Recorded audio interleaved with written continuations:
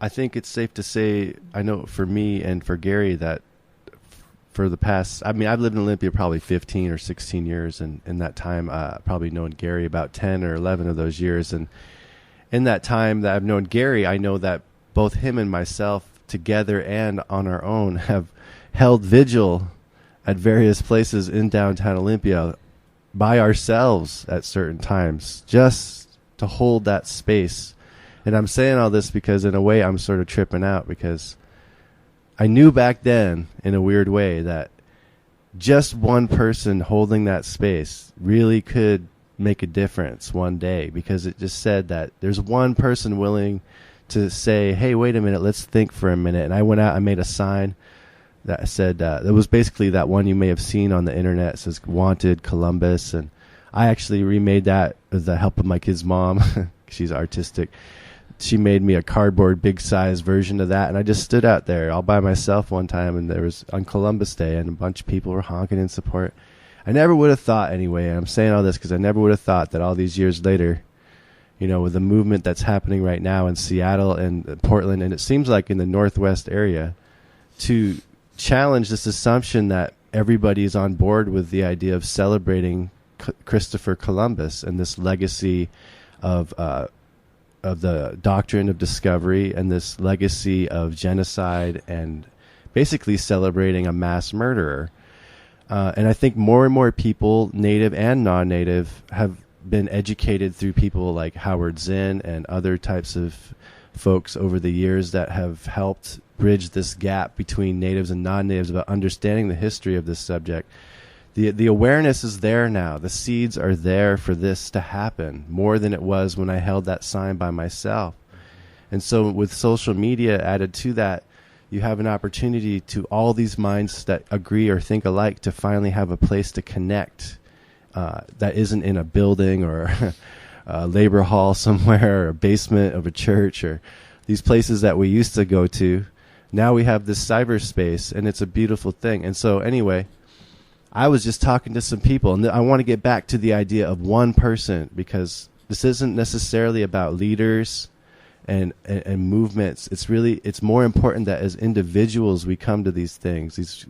So, you know, don't follow me, you know, don't follow Gary, don't follow Brian. I know we've all said those types of things, but we mean it. It's really, as an individual, if you feel the same conviction genuinely for yourself, I invite you to come on board and share your piece. And that's all I'm trying to do, is open the space and to get everybody riled up and rallied up together. But that's it. You know, it's not really about what I have to say. It's really, I want everyone to speak, and I want people to do to come join me and do what's been done in Seattle and now Portland and Bellingham, and to ask the city council to do something extremely reasonable, which is to follow suit and change Columbus Day into either Coast Salish Day, which is what some people have chosen, which I'm fine with and would agree with, or Indigenous Peoples Day, or both, or all of it.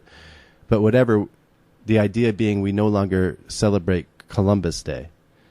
And so there is definitely a larger movement here. I think it connects to also the mascot movement. And it's this idea that the subliminal terrorism that Native people have been going through for all these years, and by subliminal I mean like these holidays, the subliminal of it is what's really sinister, you know, because as Native people we can't filter that out. We have to see it and re-experience the trauma of it that goes through our DNA. But non-Native people don't necessarily see a picture of cartoon pilgrims and think and feel that, you know. So it's up to us to speak to it. But I see this is the type of thing that helps, is to fight against these small subliminal things. And at one point I wasn't as convinced, but the more and more I see the momentum building just to take these small little steps, I do really think this is what's going to keep the ball rolling to larger issues, because all of these smaller issues are really about us not being invisible anymore. And at some point they won't be able to deny that we are here, and then at that point our voice will have more of a value in the larger scheme of things, because we are been shouting since the 70s about what's going on with the earth and what the concerns about the earth. We have been shouting for decades to the UN, to all these world organizations about where things are headed, and here we are, all the things we warned about, we're here now. And I do believe these small struggles about mascots, about holidays that we celebrate, like I said, the subliminal of it, we're fighting against that. And if we can change some of that, we're going to change the overall way that Native people are viewed, and actually by making us more visible as people, as human beings, not as cartoons, not as caricatures, but as doctors, lawyers, welders, whatever. Where it's a cross section of all types of people that are, I hate to say, because I don't like necessarily the word America or the concept, but for lack of a better term, we are all sort of that common American as well. We are people in the world. So we're the human being. Exactly. And we are sharing this experience with all other human beings. So there's Native people that work up at the, all kinds of jobs all over the place. You might not even know they're Native, or you might. But the point is that we're in your community.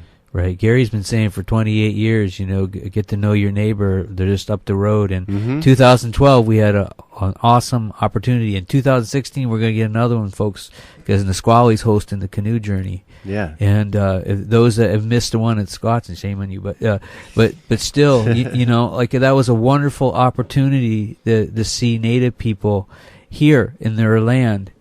Come in. There was over 103 canoes that came down in Squaxin territory, and I, for one, cried when I seen it, and it was amazing. And I had a relative from Chumash land came up, Ray, and they were with Nisqually, paddle with Nisqually, and it's just amazing to see that here. And this is a part of all the things that Lucas has been talking about, and what Gary was sharing with us, and to know our neighbor. Because we all, to me, have been touched by this. The wounds is deepest with Indigenous people worldwide. And there's a thread that goes through it. It's called the Doctrine of Discovery, that was used in every part of the continent. And so what you're saying is a Tuesday here in Olympia, you go down to the council, and we voice that we want this day changed. And I like Coastal Salish. Did you say Coastal Salish Day? Yeah. I like that. What time is the city council meeting? Oh, well, the city council meeting itself starts at 7, but the doors open at 6:30, and that allows people time to sign up to speak, because you do have to sign up ahead of time to speak, and then you're allotted, I think, 3 minutes to say whatever you want to say. And I'm encouraging people to say something that would basically ask the city council to have some kind of meeting or discussion amongst themselves about what to do with this day, or how to change this day. Or so basically asking them to change the name of it from Columbus Day to either Indigenous Peoples Day or Coastal Salish Day. And I'm not even sure how exactly that works, to be honest. I'm not an expert on city government. Gary can tell you, he's been there a couple times. Maybe someone could chime in that knows more, yeah. A couple of things, too, what Lucas mentioned about what time the doors open. This is nothing new, the 3-minute thing. Every city council meeting they do it, and it usually fills up with other folks, and there's usually about a half dozen or more that come every week and give their 3 minutes, which is a beautiful thing. You get to talk to the city council once a week if you want. So what I'm saying is come early, as soon as the doors open, and get your name on there, so that if you really want to talk, you have the opportunity to do that. And basically, somebody would have to take it on the city council and say they propose to do this, and they'd have to vote on it. And it could be as easy as them doing it that evening. If we had, I don't know her name in Seattle, the new city council person, right. But if we had somebody here that could be approached or emailed Liaison. for that to say, hey, we're going to come with this. Could we get your support? It might make it easier. Yeah. There is a lady, her name is Christina Coates, I believe, and she's the communication lady for Janine. I can get that for you. I'll look for it as we talk. But you should try to hook those two up. That way they have a heads up before Tuesday. Yeah, and basically, so us going there then, based on what Gary said, our role is to put the pressure on them and say, this is how our community feels. This is how a large portion of our community feels. I also would add that even the local school districts don't celebrate this holiday. It's a bank. It's not even a national holiday. It's technically a bank holiday. It's technically a bank holiday, but even the Olympia School District has made a choice to not officially celebrate this day. Mm-hmm. So it says something that there's already a basis for this sort of thing to happen, and it shouldn't be that hard. It just takes us to show up and to say that we want this to happen. And I don't see why they wouldn't do it, basically, at this point, especially with the precedent of a city the size of Seattle doing it and Portland, with all the concerns about how we're going to relabel JCPenney's sale for the weekend and how are we going to, I think because of these larger cities, that argument kind of becomes sort of quiet and null and void because Olympia could pull that off if Seattle can. Definitely. And, in the long run, the part of it is about renaming and reclaiming something that should have never been in the first place. Yes. And to the naysayers, and there are quite a few of them out there. I've seen them on the news. It's amazing, yeah. Who say that, these accusations are half-truths and lies. I will just remind folks, you can Google a majority of what we talk about, the atrocities from Cristobal Colombo, is in his own handwriting, right, in his journal. So he is the one that created the history that somehow we are misrepresenting when we challenge a mass murderer, a slave trader, and someone who is out for nothing more than profit, who is financed by Spain and Portugal. Right, and I just I always say, like, the references are there, and like I can send you, like, you email me, I'll send you the references. Don't take my word for it. You can see it. Like Gary said, if once you read the actual logs of some of these folks, I can't get out of my mind, like Isaac Stevens, they're nothing but a bunch of native people here. Won't be a trace when the settlers arrive. That was in his log. Don't take me for it. Look it up. And this is what happened throughout America. And I look at Wall Street. Wall Street was named because they brought I don't want to use the name, but the red man came there, and they put him to the wall, and they traded them and they slaves. Then they brought the black man there. Hence at Wall Street, they chained him to the walls. And so once you get these references and you understand what Native people have gone through since time immemorial, like, you do the right thing, And here you can contact the city council at city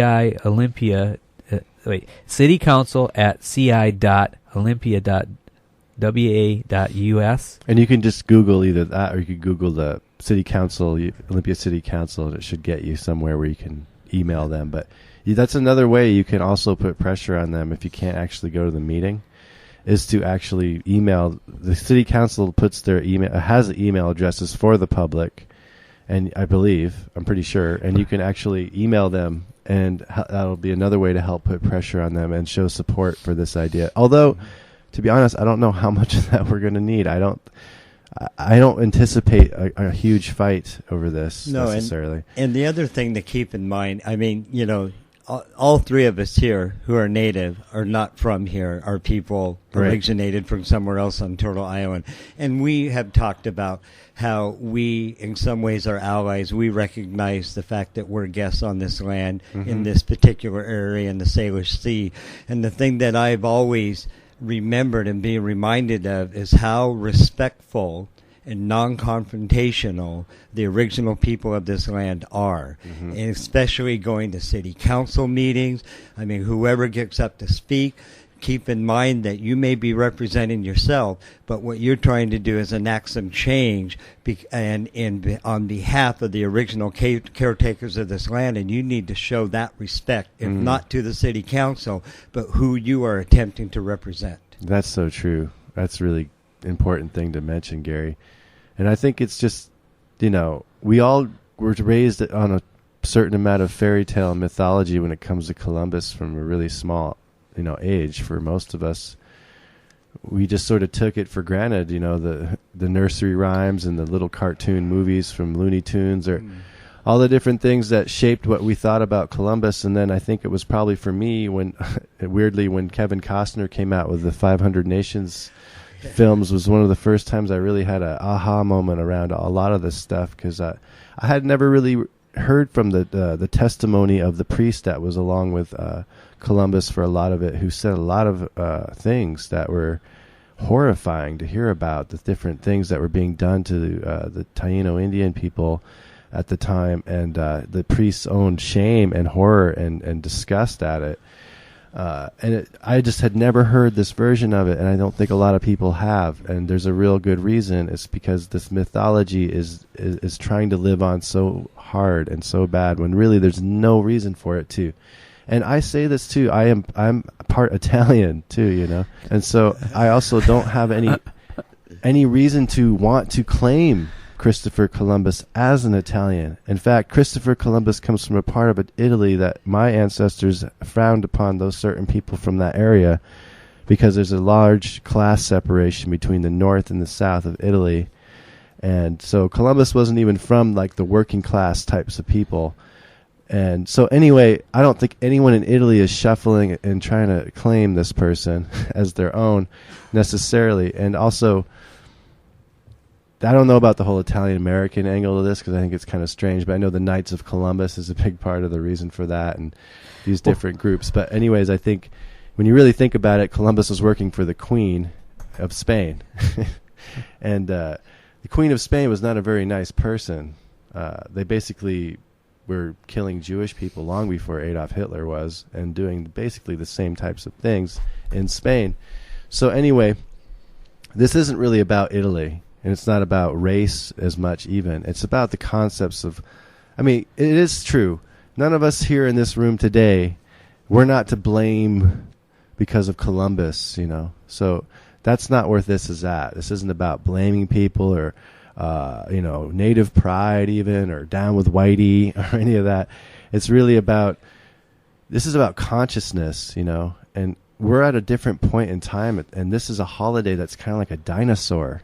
You know what I mean? It's like a scab or something that just needs to heal, and it's like still around. It's like, why is it still? That's how I look at this. It's like, why? Are you kidding me? This is still here. We're still talking about this? Like, that is kind of ridiculous when you really think about it. That after all these years and all of our ancestors, I think of John Trudell and Russell Means when I say ancestors and elders, and all these people for years have been saying, why do we celebrate this holiday?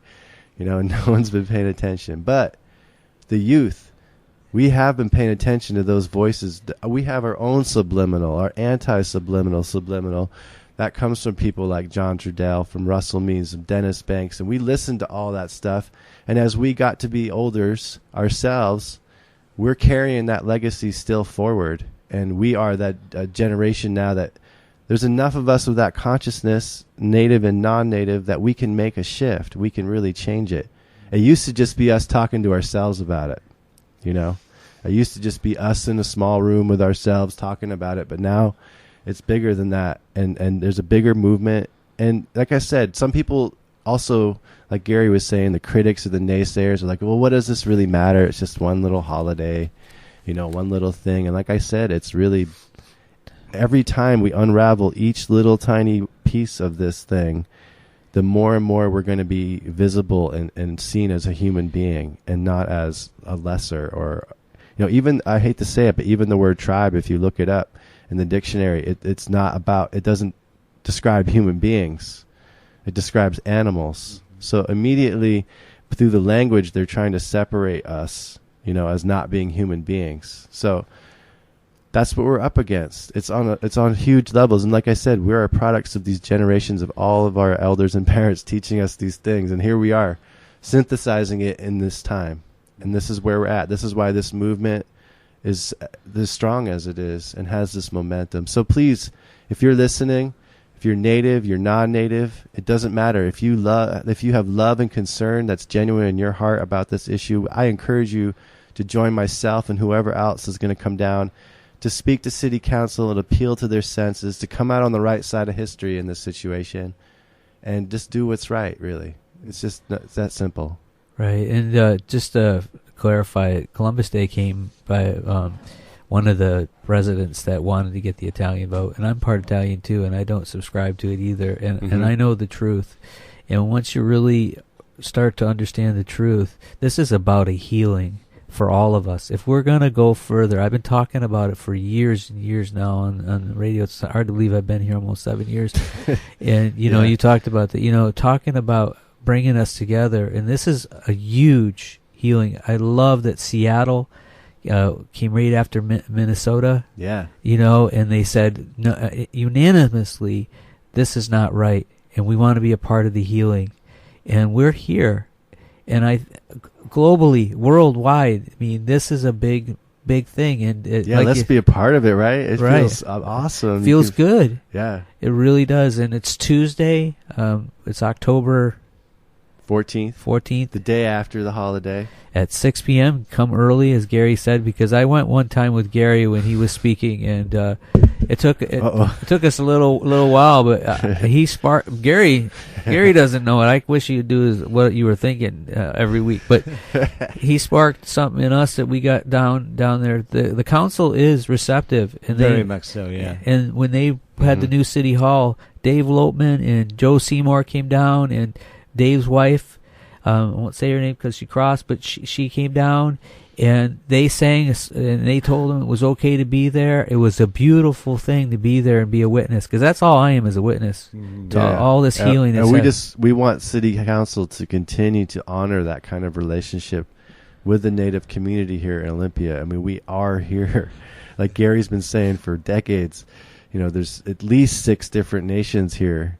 At least, and within those nations, there's probably sub-nations, and you know, your uncle and your cousin, and you know, it's like, and that's a whole nother world that's connected. I think the time has come, though, for our communities to all learn about each other more and more, and part of that is undoing some of the, I almost said the swear word, but undoing some of the BS, the bull, the crap that has been put into our heads over the years. And this Columbus Day thing is a big one. It really is. And once we get beyond it, I think there's more room to talk about what's real. And I think I wanted to say one more thing, because I see we're getting to the top of the hour, and I've been ranting all through your show, and your name's Ranting Redbone. Oh, I haven't ranted so much in a long time. It's good to be in the house with fellow ranters here. But I will say only at Chaos. In the Olympia School District already has decided to not honor this holiday. They don't officially celebrate this holiday in any capacity. They made that decision a few years back. So, like I said, I don't think there's going to be a lot of opposition from the council or resistance. But anyone showing up and adding their voice is going to help with the energy that needs to be, to show the council that, yes, there's a lot of people that support this, not just the crazy fringe freaks who stand with a sign all by themselves on Percival Landing with a megaphone screaming. You know, there's more people that agree. So please show up. It helps. And it's important also to say that non-Native people, it's really important for non-Native people to be there. Yeah. You know, and talk about alliances and healing, and to, you know, so the council sees that there's a diverse population that says, hey, we need to take a look at this, and we need to do something about it, because, you know, we know Native people don't like it, but there's other folks that don't like it too, and that we want to be a part of that healing, and we've been talking about. I mean, we're not ranting. I don't think we're just talking from our hearts, and how important it is for years. I miss your voice on the radio, and you know, to be able to come together as human beings. We talked about that. John said last time when they asked about Columbus Day, he said, would any of you folks out there celebrate Osama bin Laden Day? You know, like, right. You know, he's directed to the point, and it's true. We don't want to do that, and we need to heal. Even those folks that are connected to Columbus need to heal too. We need to stop this. And that's one of the reasons I mentioned by going on Tuesday. Is what tends to happen is the way that it is presented creates a sense of an air of defensiveness, and the ears shut down and people can't hear that. So it shouldn't really be about Columbus. It shouldn't be about how much of a slave trader, although that information needs to be out there, as much as there were people who had names for the places on this land who created what was here before, and they need to be honored and recognized. Right. That's why I like the Coast Salish Day. Yeah. or even Totally. Chief Leshai Day, or Heck yeah. there's Yeah. a lot of native folks that Guillemot, you know Guillemot, he never gets talked about. exactly.